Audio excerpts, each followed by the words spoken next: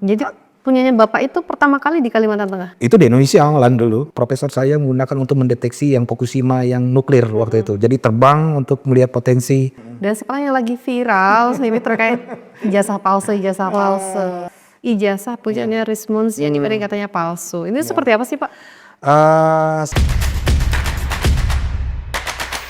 Di era saat ini, pintu menuju masa depan terbuka lebar dengan adanya teknologi informasi yang bergerak begitu cepat. Digitalisasi telah merubah seluruh aspek kehidupan manusia. Dan di episode kali ini, kita kedatangan sosok luar biasa, seseorang yang ahli di bidang teknologi, kemudian konsultan IT, dan juga akademisi di Universitas Palangkaraya. Telah hadir bersama saya, Bapak Dr. Roni Teguh. Akademisi dengan rekam jejak panjang dan pengalaman luar biasa di bidang IT. Bersama saya Anissa Baril Wahdah, inilah podcast Ruang Redaksi, mendengar, mengulas, dan menginspirasi. Selamat datang Bapak Roni. Baik, mungkin sebelum kita berbincang lebih jauh terkait mungkin rekam jejak, pengalaman yang kalau saya baca di kurikulum vitae itu sangat luar biasa.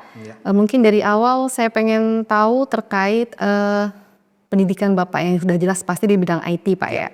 Bahkan juga saya baca di kurikulum vitae itu adalah lulusan terakhir sebagai doktor yang diperoleh dari salah satu universitas di Jepang. Itu gimana Pak proses awal menempuh pendidikan di bidang IT?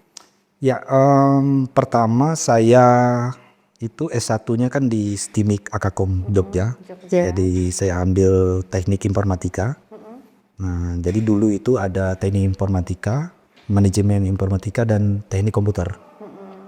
Jadi saya ambil yang teknik informatika. Lulus dari STIMIK Akakom, saya lanjutkan ke Universitas Gadjah Mada, mengambil Magister Teknologi Informasi. Nah, biasanya di S2 itu lebih pada bicara tentang manajer. Jadi manajemen dan speknya adalah manajer. Nah, dari situ kita belajar tentang perilaku organisasi, kemudian electronic government dulu tahun 2000-an sampai 2002 saya di S2-nya. Kalau lulus dari S1-nya langsung tuh Pak yang nggak ada? Langsung saya hanya 2 bulan setelah kelulusan langsung masuk di Gadjah Mada. Nah, saya selesai 2002 langsung balik ke Palangkaraya dulu. Jadi waktu balik ke Palangkaraya saya belum jadi dosen.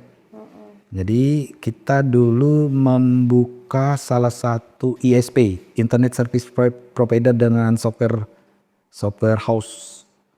Jadi namanya PT, mudah-mudahan saya masih ingat, tidak agak-agak lupa ya saya Pak.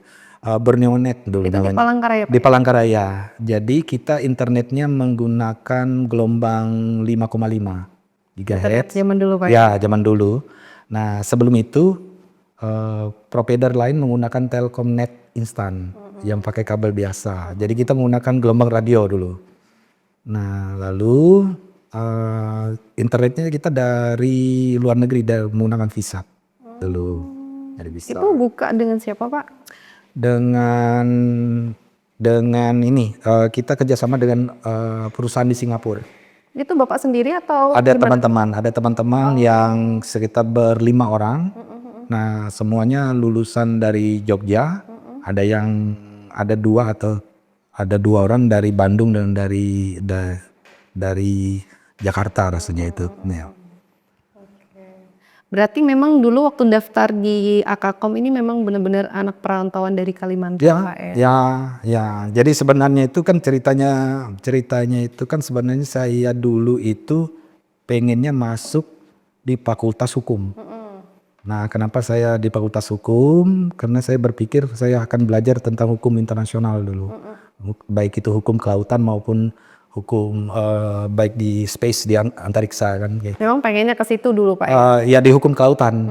Saya berpikirnya dulu. Nah, karena saya dulu dapat tiket ikut lomba penelitian ilmiah remaja yang ke-17. Itu siapa yang dapat dari siapa? Itu Kalteng saya sendiri. Oh itu program pemerintah gitu Program ya? pemerintah Departemen Pendidikan waktu itu yang diundang sekitar 32 orang 32 orang dulu seluruh provinsi. Nah, dulu provinsinya 27 orang. 27 provinsi ya. Iya.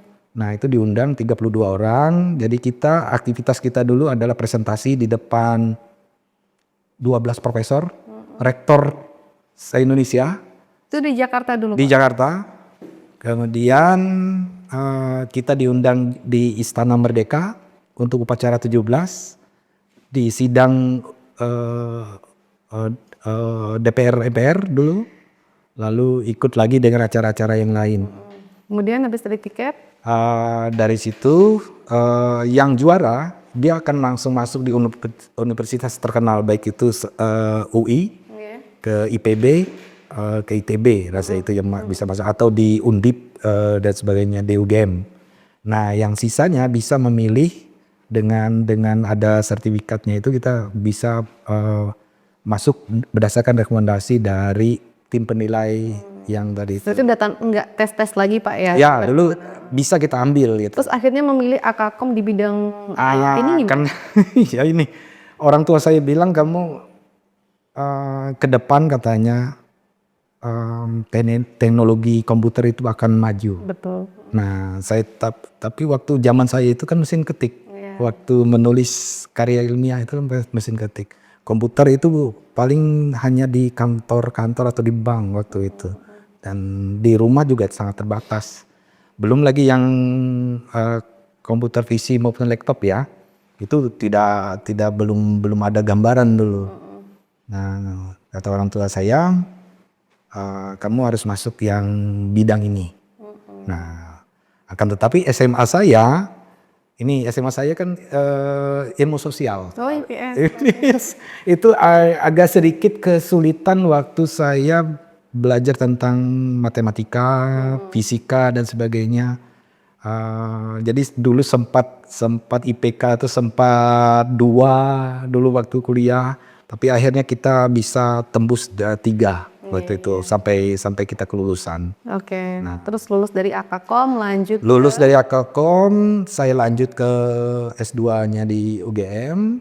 Nah, kemudian kita sekitar 5 tahun 2003 sampai 2006 kita membangun sistem IT di Kalteng, terutama di Palangkaraya dulu. Jadi kita dulu bagaimana membuat website untuk Pemda. Oh itu udah dimulai dari. Oh ya, dulu Pemda. Kemudian bagaimana membangun LAN jaringan lokal. Kemudian bagaimana membangun software untuk pemerintah daerah dulu. Itu tahun 2003 sampai 2006 lah rasanya itu. Nah, setelah itu di Universitas Palangkaraya membuka satu jurusan. Nah, karena sarjana teknik informatika ini sangat terbatas. Dulu bisa dihitung dengan jari, paling 4 orang aja. Nah, itu yang direkrut jadi dosen. Jadi dosen ada yang dari lulusan dari Atmajaya, dari Gajah Mada, dan satu-satunya saya sendiri yang S2. Oh. Waktu itu. Nah, jadi kita 2004, 2005 berdiri. Nah, 2004 kemudian 2005 sudah launching untuk jurusan teknik informatika. Jadi yang jaringan internet yang dikelola tadi dilepas Pak ya? Ya, kita lepas karena sudah jaringan internet kan sangat maju sekali. Sekarang seminggu atau 1 bulan kemudian teknologi sudah berubah cepat gitu. Jadi dari PISAT kemarin sudah beralih ke fiber optik, sudah semua berubah dan begitu cepatnya. Nah, kemudian untuk karir sendiri memulai dari dosen hingga seperti apa Pak? Hingga dapat beasiswa dari ini. Oke, saya berkarir jadi dosen itu karena saya masuknya S2. Jadi pangkat saya waktu itu diterima langsung golongannya 3B. Oh, itu langsung PNS Pak ya? Ya, PNS 3B. Waktu awal masuk 2006. Ya. Nah, jadi 3B. Kemudian berapa bulan kemudian dapat jabatan fungsional untuk lektor asisten ahli namanya. Itu awal-awal jadi dosen. Lalu Em, karena saya orang bidang komputer dan teman-teman juga yang dari perusahaan tadi banyak masuk ke jurusan. Jadi yang pertama yang kita lakukan adalah membuat jaringan internet di kampus. Oh, berarti waktu itu belum ada Pak ya? Belum ada.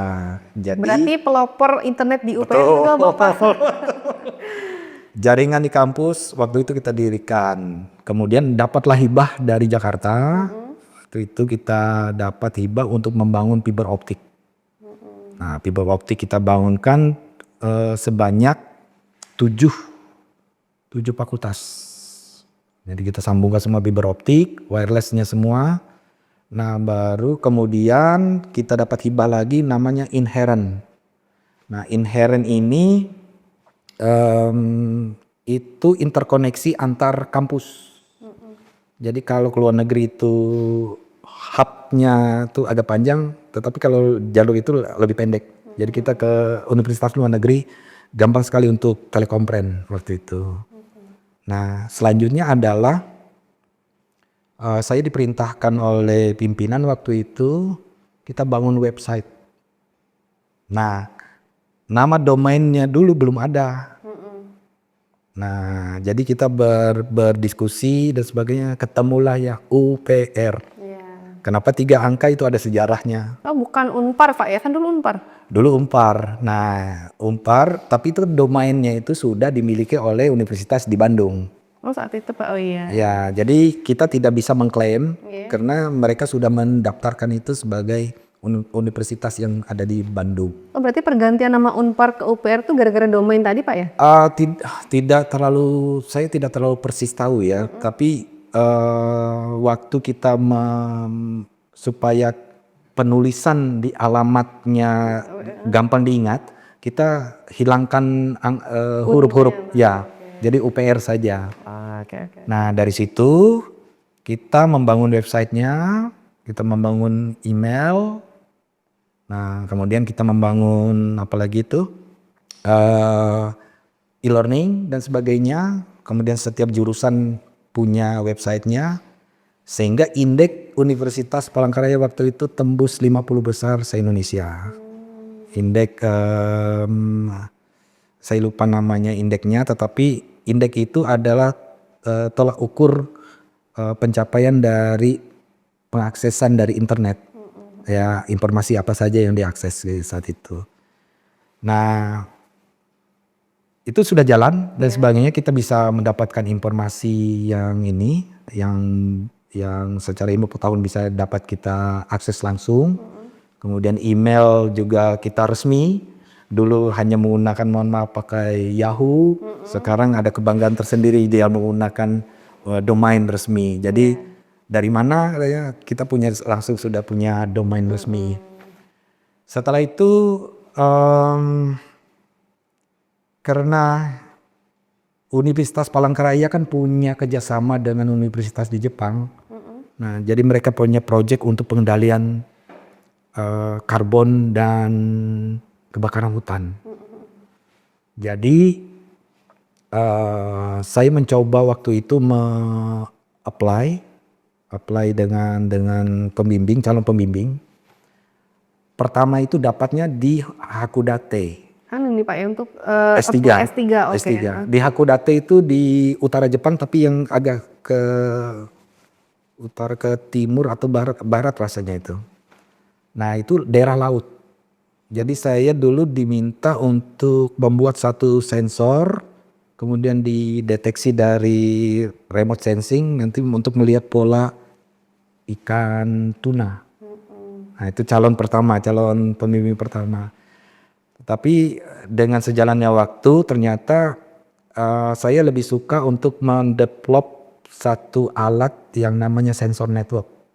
Nah, waktu dipresentasikan, kemudian ada pesawat UAV, sekarang drone ya. UAV itu bisa terbang sampai 30 km. Kita mendeteksi api waktu itu. Nah, waktu saya apply ke pembimbing, ternyata calon pembimbing saya tertarik. Karena bidang pembimbing saya sama persis. Nah, sehingga project-projectnya ini kita kerjakan sampai saya selesai kuliah, projectnya selesai. Oh, berarti itu mengajukan kayak sistem proposal atau pengajuan dulu nggak Betul, sih, Pak? Oh. betul. Jadi proposal itu kita akan membantu pembimbing ini untuk projectnya apa. Ini beda universitas, Pak ya? Iya. Yang kelautan tadi. Betul. Satu itu di posisinya kan di laut. Nah, yang ini kita di kebakaran hutan. Itu beasiswa apa Pak namanya waktu itu? Mabuka Busor. Oh, memang ada programnya Pak ya? Ya, kita pertama di plot saya itu kan beasiswa JICA. Nah, karena sudah diambil, artinya ada pelamar lain yang sudah masuk dari Kalteng juga. Nah, saya di plot untuk beasiswa pemerintah Jepang gitu, pool di situ. Itu karena UPR ada kerjasama nggak Pak? Betul. Oh, kalau nggak ada kerjasama nggak bisa ya? Akan sulit kita ini Sebenarnya terbuka untuk umum. karena U to U university ketemu dengan university. Jadi kita ada bersembilan. Jadi yang dikirim sana berlima. Satu ahli tanah, saya ahli sensor permukaan dengan drone, kemudian ahli remote sensing, kemudian ahli sosial, kemudian ahli satu lagi yang ini ahli hidrologi, air bawah tanah. Nah, lima-limanya ini membantu proyek yang menyelesaikan proyek permasalahan yang di Kalimantan Tengah waktu itu, betul. Nah, sejalan dan itu kita bisa apply karena saya S2, saya langsung apply-nya S3. Jadi di sana tidak langsung research student, langsung masuk. Karena sudah ada proyeknya yang mau dibangun. Betul, Pak, ya? sudah saya bekal sudah ada masuk, fokusnya sudah dapat waktu itu. Kita jadi tidak perlu lagi mencari topik riset yang lain. Nah, waktu di sana langsung kita tugas pertama adalah menulis. Karena modal saya sudah di bawah, di sana langsung menulis. Jadi kompren pertama itu di Indonesia. Jadi saya dari Jepang, dari Hokkaido itu ke Yogyakarta waktu itu hanya mempresentasikan hubungan antara wireless sensor network dengan drone. Jadi ada api, nanti ada dua. Jadi drone-nya terbang atau UIP-nya terbang, nanti di bawahnya dia mendeteksi suhu, di atas visualnya. Nah, itu kegunaannya buat apa sih Pak? Dulu itu kita, karena satelit itu kan ada 16 hari dia rotasi mengelilingi mendeteksi di Kalimantan Tengah, baru dapat apinya. Nah, kalau 16 hari apinya kan sudah besar. Udah kemana-mana. Kalau kita menggunakan sensor atau drone atau UIP saat itu, kita bisa mendeteksi potensi api sedini mungkin. Iya. Nah, lalu kalau MODIS, ini kan bumi nih, MODIS dia keliling terus tuh. Nah, satelitnya kan diam, buminya aja yang berputar kan. Informasi dari MODIS itu, kalau mataharinya terik, dia bisa false alarm. Itu bukan api, tapi genteng seng di atas. Saking panasnya tadi. Betul, itu salah satu. Nah, bagaimana cara kita ngecek ya? Menggunakan visual. Bisa menggunakan drone, UIP, atau menggunakan sensor. Jadi punyanya Bapak itu pertama kali di Kalimantan Tengah untuk mendeteksi ini? Itu di Indonesia awalnya dulu. Jadi pesawat yang sama yang kita gunakan itu profesor saya menggunakan untuk mendeteksi yang Fukushima yang nuklir waktu itu. Jadi terbang untuk melihat potensi adanya ledakan selanjutnya atau tidak, atau radiasi. Nah, itu pesawat yang sama yang saya gunakan di sini. Bedanya di Kalimantan Tengah untuk api tadi Pak. Waktu itu untuk api. Oke, setelah sana? Nah, di sana kan kita namanya student. Jadi kita masuk di lab, kita ya ini yang prosesnya. Paper dulu, ada data baru, nanti ditingkatkan lagi. Kita mau seminar di mana? Seminar ilmiahnya. Kemudian dilanjutkan lagi ininya, papernya.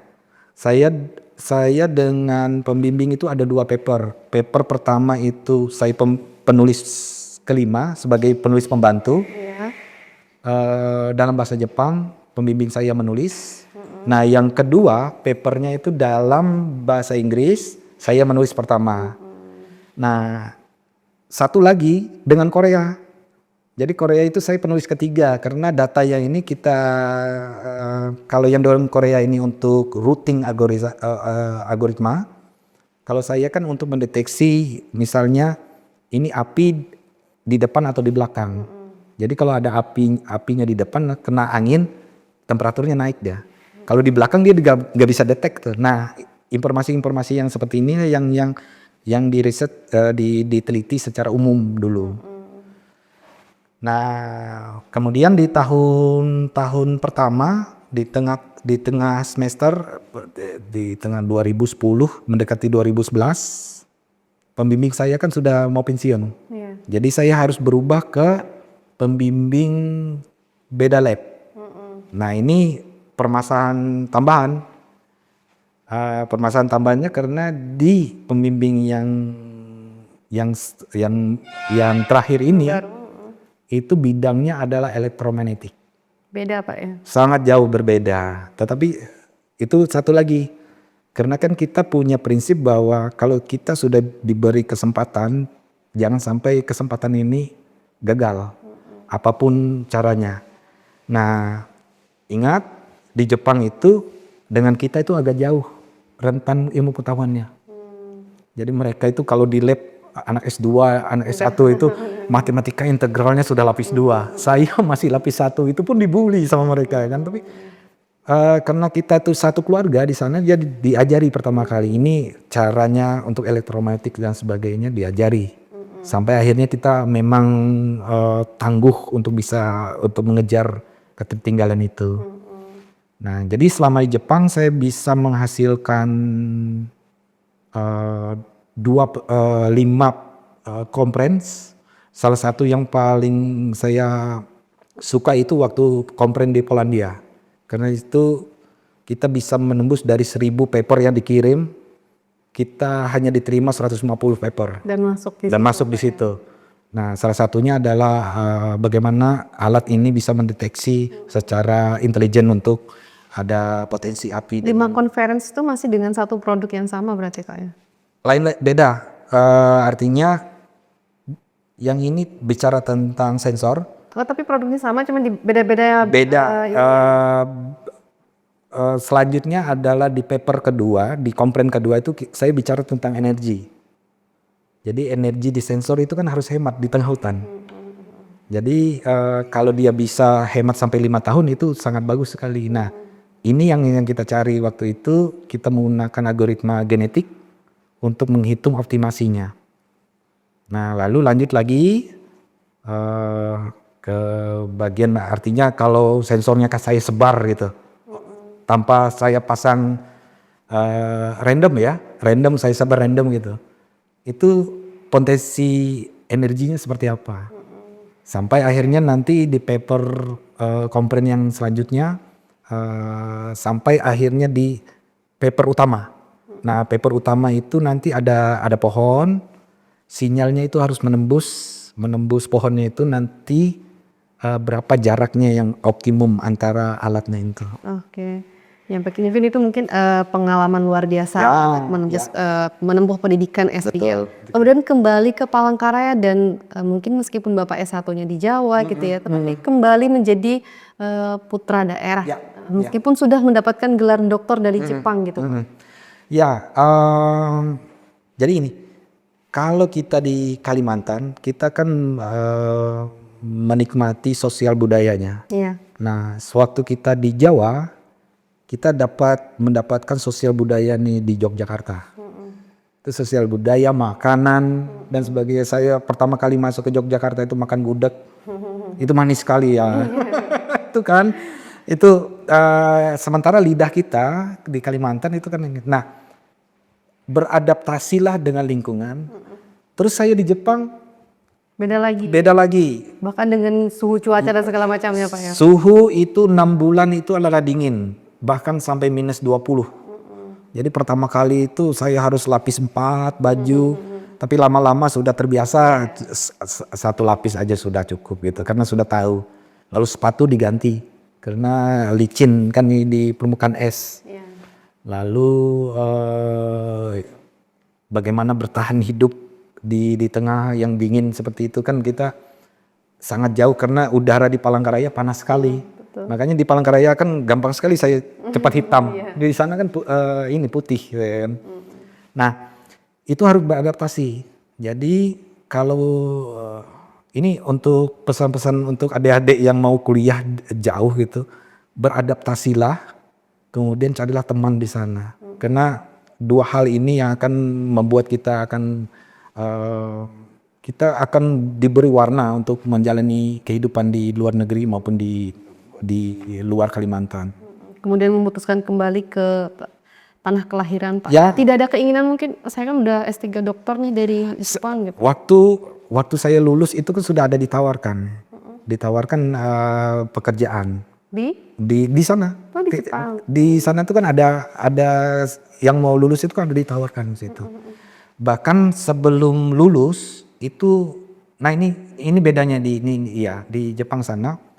S1, S2 dia wawancara dulu 6 bulan sebelum dia lulus. Jadi nanti ada perusahaan wawancara apply pekerjaan Pak? Pekerjaan 6 bulan sebelum dia lulus.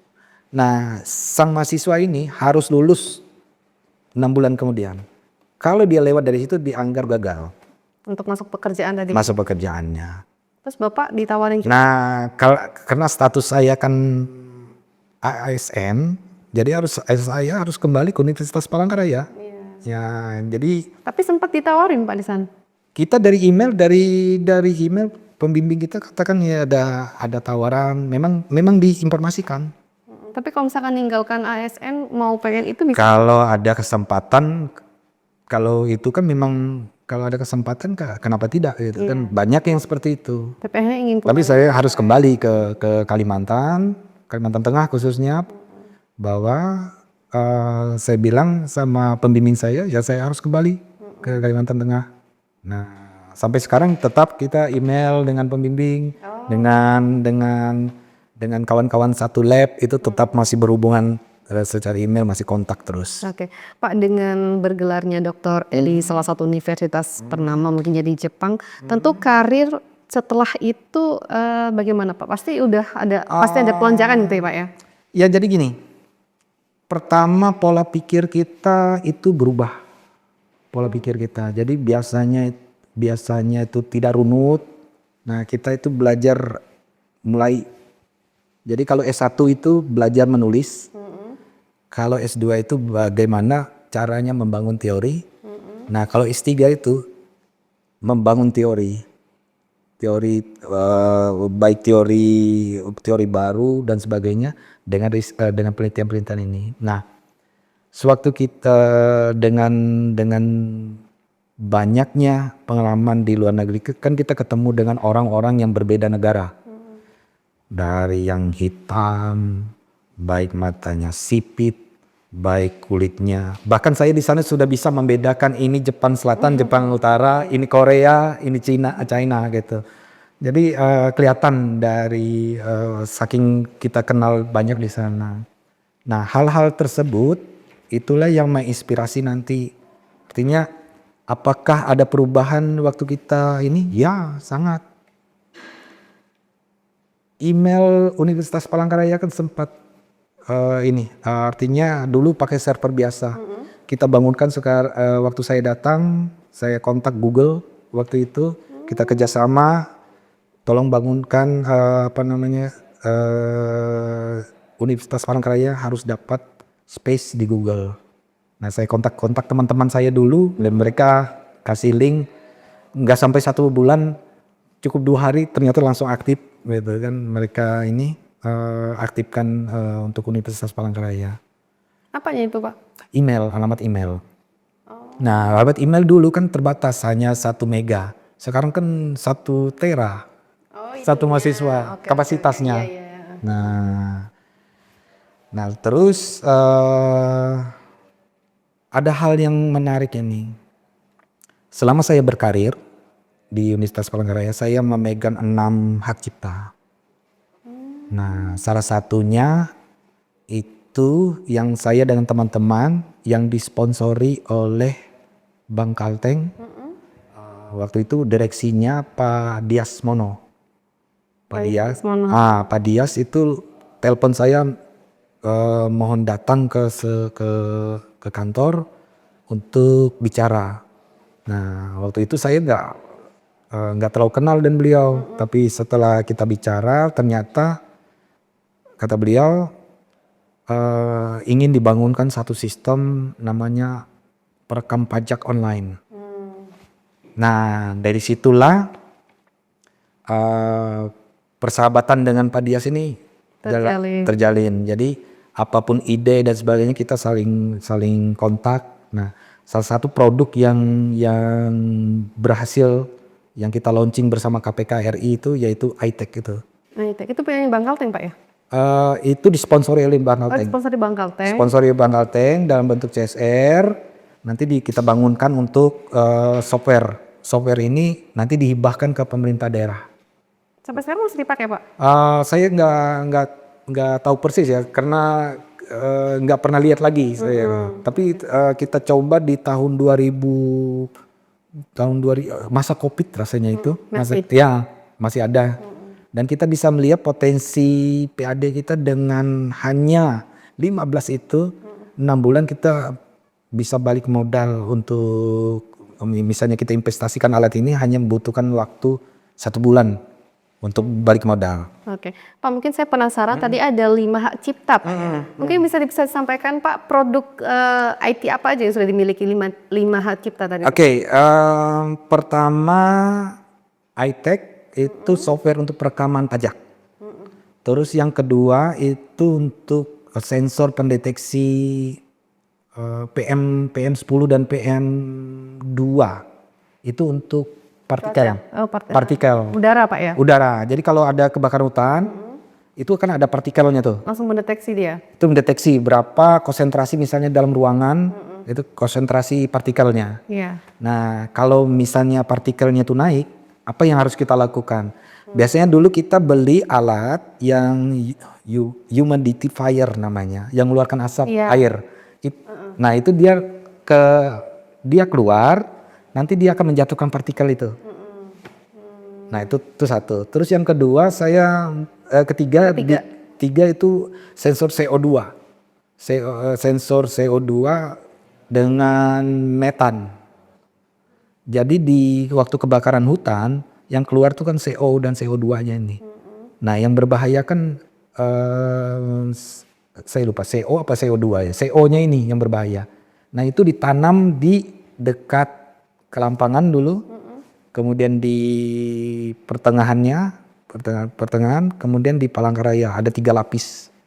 Nah, jadi kita tahu bahwa berapa cepat gas ini sampai ke Palangkaraya.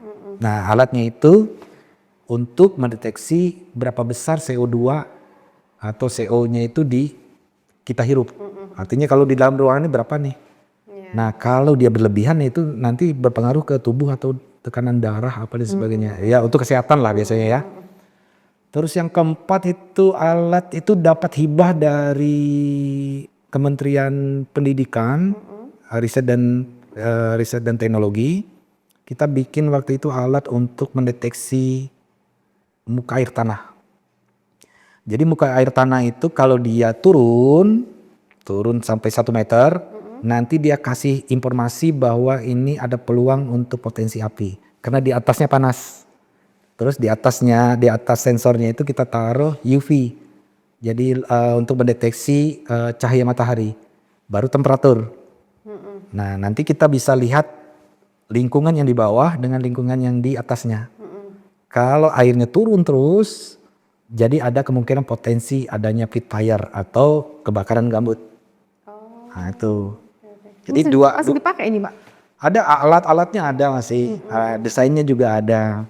Nah, yang kita pakai yang kita pakai sekarang itu yang produknya punya Jepang. Ada nama saya di situ di paper. Nah, dari situlah saya belajar waktu pertama kali tahu tentang hidrologi. Jadi air bawah tanah itu seperti apa. Sementara saya orang ahli komputer, tidak pernah ngerti ini cara kok ketinggian air kok 1 meter di bawah sana. Terus suhu itu seperti apa, ini kan abstrak semua. Tapi itu kalau dibuat matematikanya nanti keluar persamaannya. Berarti IT itu nggak hanya sekedar Betul, IT bukan hanya sekedar kita ngetik, edit-edit, kemudian itu hanya information teknologi untuk pengolahan. Tapi ada yang spesial. Jadi spesial itu banyak. Ada yang di mobile, ada yang di embedded. Embedded itu ada peralatan kecil yang di dalamnya kita bikin sistem. Nah sekarang yang terbaru kan IoT. IoT, jadi kita bisa mengendalikan lampu. Ini lampu ya bisa kita tinggalkan dari jauh-jauh, kita matikan. Atau waktu kita duduk di sini ada berdua berarti nyala lampunya satu saja, tidak perlu banyak gitu. Kemudian Pak, programin satunya lagi? Satunya itu tentang CO2, metan, satunya itu hak dagang. Hak dagang, jadi yang software ini saya harus buat dalam hak merek. Jadi mereknya itu iTech supaya saya tidak patenkan. Karena ini kan kalau paten rasanya cuma 15 tahun atau berapa tahun gitu, saya lupa, 10 sampai 15 tahun. Tapi kalau hak cipta itu sampai 60 tahun. Nah, saya melindungi karya, buah pikir, dan supaya ada nilai ekonomisnya dari ini. Nah, jadi Pak Dias ajarkan kita banyak hal, jadi dari awal bagaimana merancang, walaupun saya S3 tetapi pengalaman beliau lebih banyak dalam hal ini untuk misalnya kamu harus dilindungi secara hukum, hak ciptamu harus dilindungi secara hukum, dan ini kan banyak tidak diajari selama ini. Jadi kita sekarang banyak sudah mulai kawan-kawan dosen mulai melindungi pemikirannya itu dalam bentuk hak cipta. Nah untuk ke paten mungkin belum karena itu akan panjang lagi kita melakukan penelitiannya. Nah mungkin itu pengalaman di selama menempuh pendidikan, kemudian karya-karya yang sudah Bapak miliki. Kalau terkait mengajar sudah pasti sudah Pak ya, karena saya dosen. Saya baca itu Bapak juga beberapa kali menjadi konsultan di berbagai instansi. Nah mungkin bisa di-spill sedikit-sedikit apa aja sih Pak? Ya, pertama kali kan dulu jadi tenaga ahli di kantor gubernur. Ya. Nah waktu itu masih namanya PDE, pengolahan data elektronik. Jadi hanya kita mengirim data dan sebenarnya saya membuat laporan. Kemudian laporannya itu dikirim ke Jakarta waktu itu, kemudian dilaporkan juga ke bagian PDE waktu itu. Nah selanjutnya berproses menjadi konsultan karena di perusahaan ya waktu itu. Jadi sebelum jadi dosen ya kita membangun sistem, baik itu sistem telekomunikasinya, jaringan, kemudian sistem websitenya. Jadi websitenya itu Kalteng, terutama di daerah Kalteng itu tahun 2003 itu sudah pertama mereka berdiri, sudah mulai banyak. Nah yang terakhir ini saya ini yang menarik. Waktu itu kita saya dikontrak untuk ikut penelitian tentang sarang orang hutan. Nah sarang orang hutan ini menarik. Pertama menariknya bagi saya juga belum pernah lihat bendanya. Terus ke hutan juga jarang. Nah langsung diajak oleh kawan-kawan ini untuk dikontrak jadi konsultan artificial intelligence. Jadi kecerdasan buatan. Nah disuplailah data drone. Waktu itu kita menggunakan drone-nya yang fixed wing, yang terbangnya sekitar 1 kilo lurus sesuai metodologi transect namanya. Nah pertama kali dikasihlah gambar itu, gambarnya itu ini apa, ini semua hutan gitu. Kita tahu mana yang sarang orang hutan itu di mana, sampai yang memang ahlinya sarang ditandai. Oke, sampai di situ saya bisa paham gitu kan. Pertanyaannya sarang orang hutan itu tidak di atas, tapi di ujung, di bawah, sampai di tanah juga ada gitu loh. Nah Kalau di atas itu paling gampang. Iya. Kalau di bawah ini, di bawah daun atau di bawah sana lagi, gimana kita melihatnya? Sangat sulit. Akhirnya menggunakan drone kita ambil data-datanya, lalu sekitar 1 tahun lah kita riset sama-sama dengan WWF Indonesia Kalimantan Tengah. 2023 kemarin kita publish satu paper internasional di jurnal Artificial Intelligence, rasanya itu Q2, kualitas nomor 2 untuk publikasi, dan kita mengalahkan Malaysia untuk mendeteksi sarang orangutan.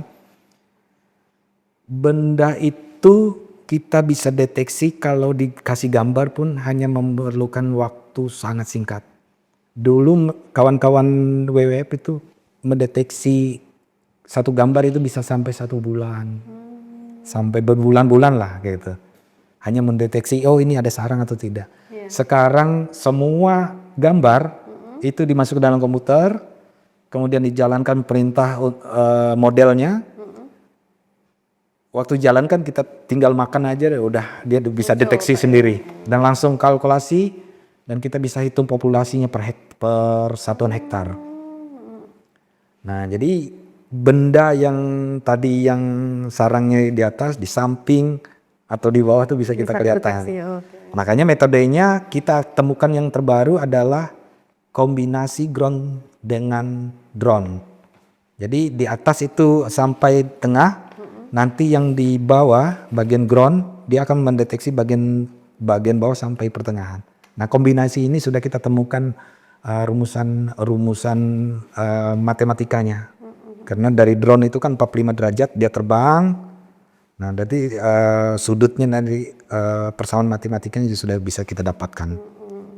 Dan hasilnya sangat memuaskan lah dari itu. Akhirnya pengalamannya tidak hanya di bidang IT, Pak ya? Ya. Sampai jadi kita belajar ekologi. Nah, karena saya sekarang beralih IT itu bukan pengolahan, tapi bagaimana misalnya tadi mengolah gambar ini. Nah, terakhir yang kita teliti ini adalah penyakit perut di orangutan. Jadi kawan-kawan biologi diambil kotorannya, di bawah mikroskop. Nah, mereka lihat parasit apa yang ada di dalamnya. Parasitnya itu. Nah, tugas saya adalah misalnya ini parasit akaris misalnya. Parasit akaris itu kayak cacing tanah tuh deh. Nanti ini kita training menggunakan AI. Kalau sudah dapat modelnya, handphone kita itu ditempelkan mikroskop. Jadi apapun benda yang nanti deteksi langsung dia. Tidak perlu lagi satu-satu. Itu yang terbaru. Nah, ini belum keluar papernya, tapi kita sudah melangkah ke penggunaan teknologi AI untuk penyakit perut.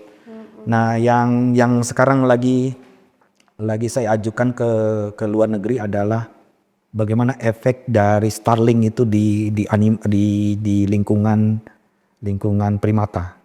Jadi sekarang kan banyak nih Starlink di atas itu kan ada electronic impact-nya. Nah, karena saya S3-nya bidang elektromagnetik. Jadi waktu ngebeam itu dia memancar. Misalnya burung itu dia bisa navigasinya bisa melenceng keluar gitu. Jadi kita mau melihat efek elektromagnetiknya di Kalimantan. Ada efeknya tidak dengan ini.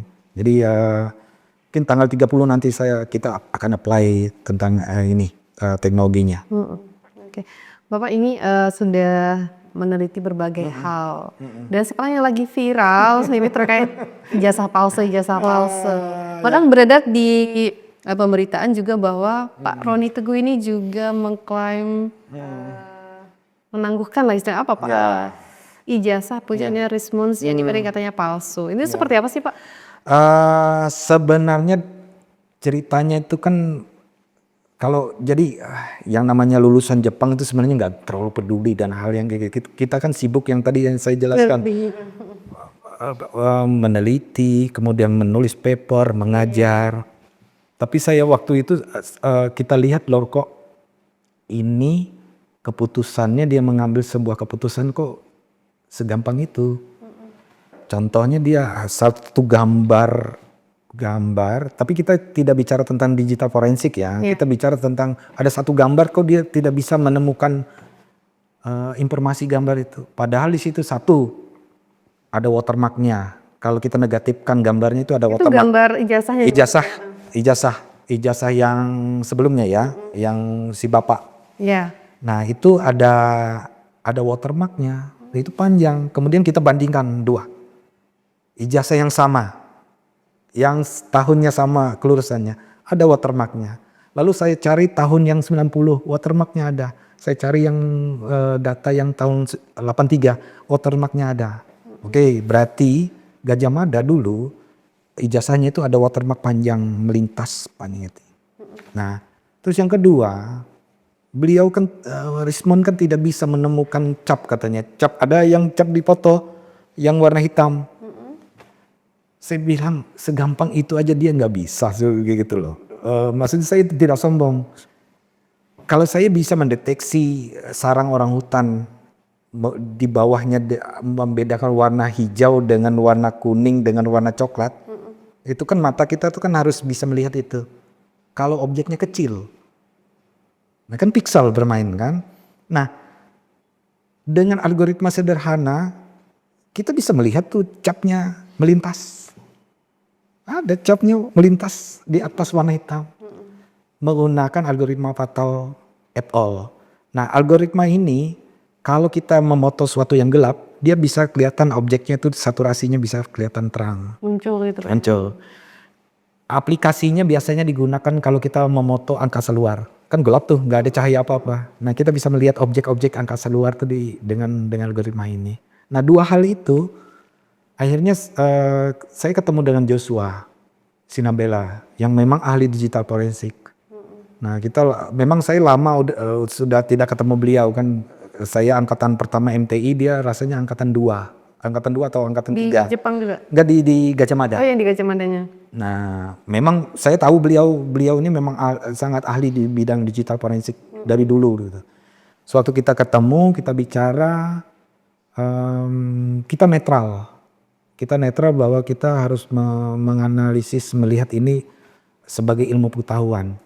Satu, kemudian kita mengedukasi masyarakat bagaimana melihat kalau ada informasi seperti itu.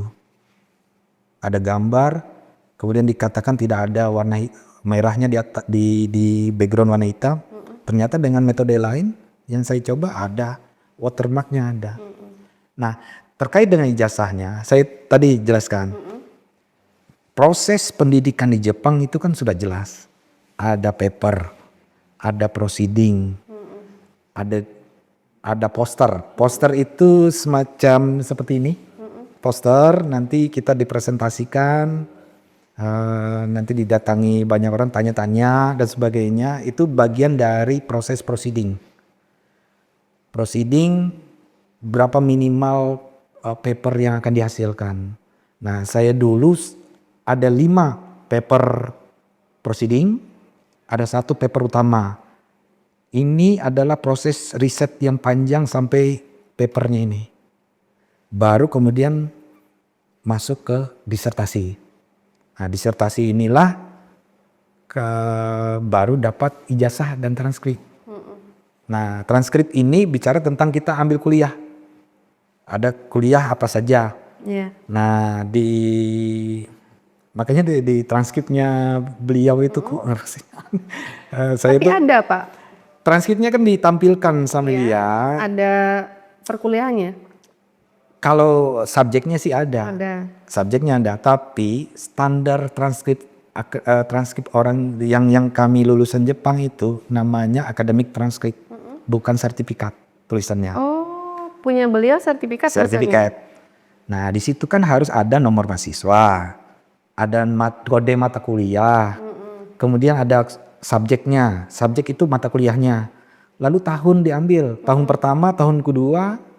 Nah biasanya S3 itu tahun pertama dan tahun kedua tuh harus sudah selesai. Di tahun ketiga tuh full untuk disertasi dengan paper. Walaupun kombinasi di tahun pertama dan tahun kedua tuh ada proceeding dan sebagainya. Nah, ini proses harusnya kan harus dilalui. Nah, yang kita temukan kemarin adalah banyak hal. Ijazahnya beda banget dengan lulusan Yamaguchi. Mohon maaf saja, bukan saya tidak menuduh. Tapi kalau kita bandingkan aja, sudah beda. Satu capnya sudah ketinggalan satu, ya.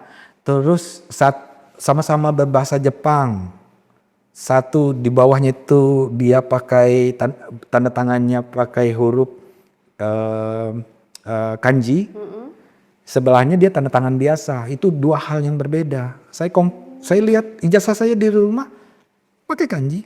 Yang versi bahasa Inggrisnya yang tanda tangan biasa. Nomor mahasiswa punya dia cuma nomor aja. Seharusnya ada kode nomor kode jurusan dengan nomor kode nomor ijazahnya. Nah, lalu ini yang menarik.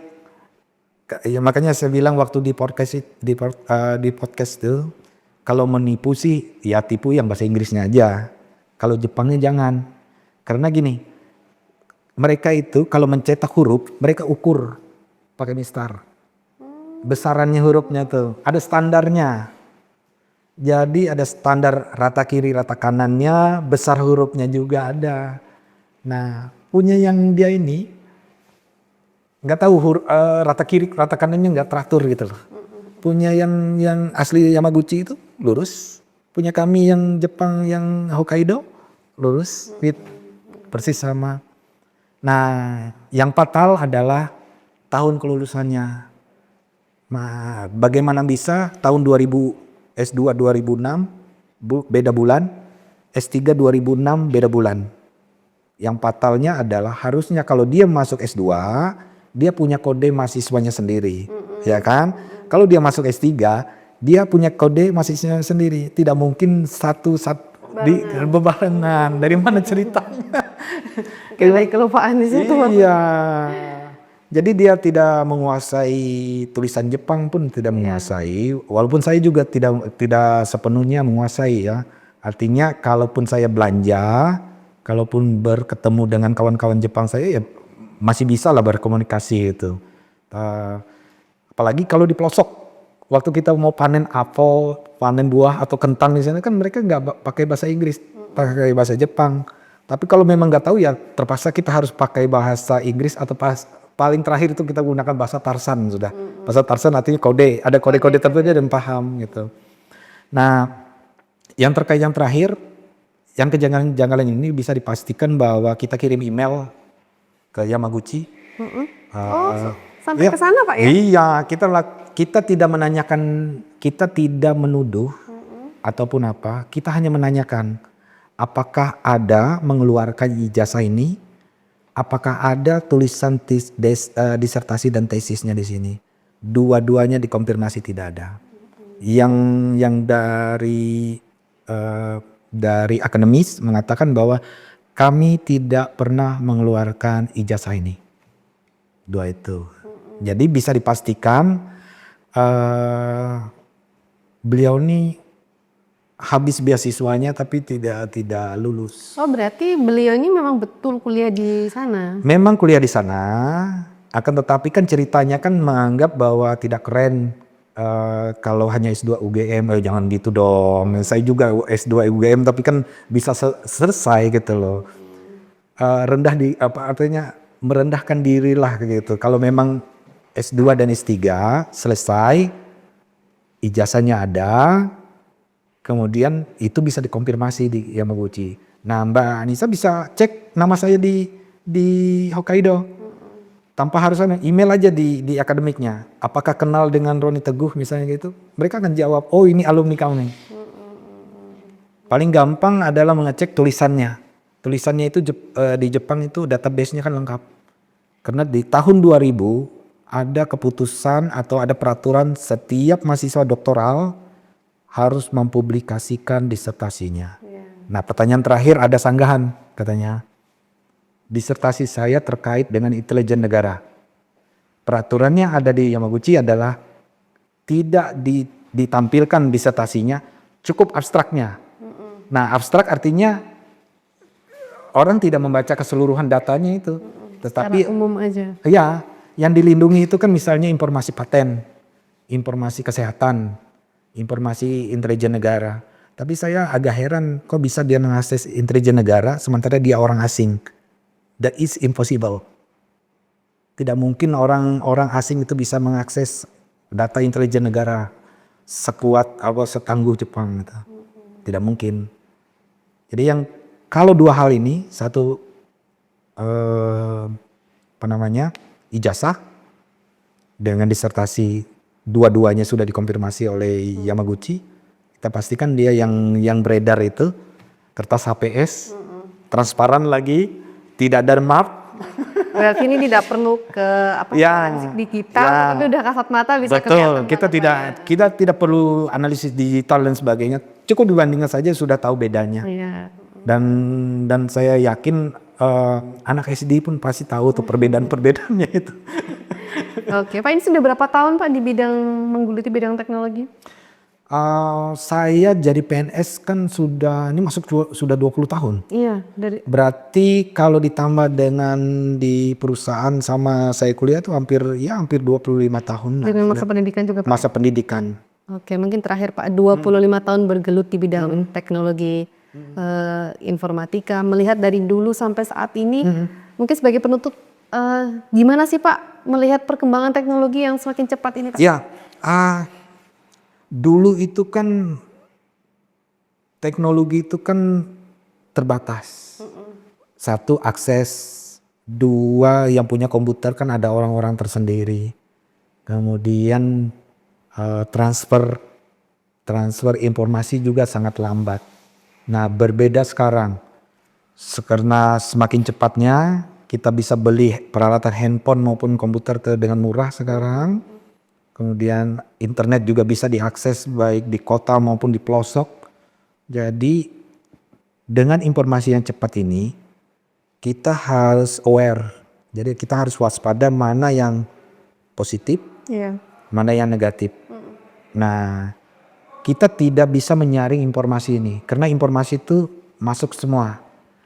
Kalau kita terima 2 kali 24 jam kita terima terus, kita yang akan terganggu secara emosional, terganggu juga dengan pikiran. Nah, saran saya adalah tetap fokus apa yang kita mau kerjakan, kita menggunakan internet ini sebagai tools. Walaupun kadang-kadang saya tertawa antara di misalnya satu media sosial itu cara memasak apa gitu, dengan yang di praktek tuh ada beda rasa, kita nggak tahu, ya kan? Karena pengalaman psikologi saya bilang, pengalaman cara memasak dengan yang punya orang itu berbeda. Nah, terus yang kedua, kita nih hidup di zaman AI. Jadi AI itu kita harus waspada, artinya kita harus bisa membedakan objek ini palsu atau tidak. AI itu bisa menyerupai apa yang kita inginkan. Nah, jadi kita harus tahu dulu. Jadi pondasinya bagaimana kita mempelajari ini. Nah, saat kita mempelajari itu bahwa gambar ini adalah palsu, kita bisa putuskan bahwa kita stopkan di situ, tidak menyebarkan hoax, misalnya. Atau yang kedua, kita bisa lakukan bahwa ini dipastikan adalah palsu. Sekarang yang jadi kendala adalah di kami, di tenaga pendidik. Sekarang adanya ChatGPT. Mahasiswa sekarang atau pengajar menggunakan tulisannya sudah keluar semua. Nah, sekarang bagaimana caranya mengeceknya? Kita lihat pondasi berpikirnya. Nah, mereka kirim tugas misalnya. Tapi kita cek cara misalnya dia presentasi, cara mengeluarkan ide, itu yang kita cek. Kalau itu tidak sama berarti wah ini harus diulang lagi. Kalau tidak mereka akan larut dalam kemalasan berpikir. Itu impactnya 5-10 tahun ke depan kalau tidak sekarang dipersiapkan cara berpikirnya. Itu. Oke, siap. Mungkin ada lagi yang mau disampaikan Pak? Nah, untuk generasi muda, terutama yang SMA atau yang masih kuliah. Jadi teknologi ini kan tambah maju nih. Jadi kita tetap fokus dari tujuan apa yang mau kita inginkan. Kalau kita ingin kuliah sampai S2 dan S3, berarti yang dipersiapkan adalah satu bahasa Inggris, kemampuan mentalnya kita di lapangan atau di tempat ini, tempat kita belajar, dan lagi adalah cara berpikir yang fokus. Terus kalau kita ingin maju untuk misalnya untuk di media atau di hal yang lain, kita internet ini banyak menghasilkan informasi. Nah, jadi kita membuat step-step pembelajaran atau step yang lain, cara bertanam apalah macamnya itu bisa dihasilkan sekarang sangat cepat. Nah, ingat impact-nya dengan lahirnya handphone, mungkin kasir nanti akan hilang. Itu satu. Lalu banyak hal pekerjaan-pekerjaan yang lain itu akan hilang. Tetapi ada hal pekerjaan yang tidak akan tergantikan. Contoh,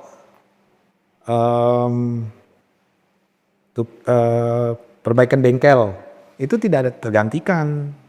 Atau misalnya Juru masak. ya masak itu tidak akan menggantikan. Oke lah katanya bisa digantikan robot. Tapi dengan kondisi listrik yang mati dan sebagainya itu tidak akan masih lama. Jadi persiapkan 2024-2025 kan sebentar lagi. Nah, kalian kan generasi emas nih. Nah, jadi yang dipersiapkan sekarang oleh pemerintah kita itu adalah mempersiapkan generasi emas ini untuk bersaing di dunia teknologi, bersaing di sains, dan bersaing di ekonomi. Mungkin itu aja. Oke, siap. Mungkin inilah bincang-bincang kami bersama Bapak Roni Teguh, akademisi dengan rekam jejak panjang dan pengalaman luar biasa di bidang IT. Saya Anissa Bariluada undur diri, sampai berjumpa di episode selanjutnya. Ya.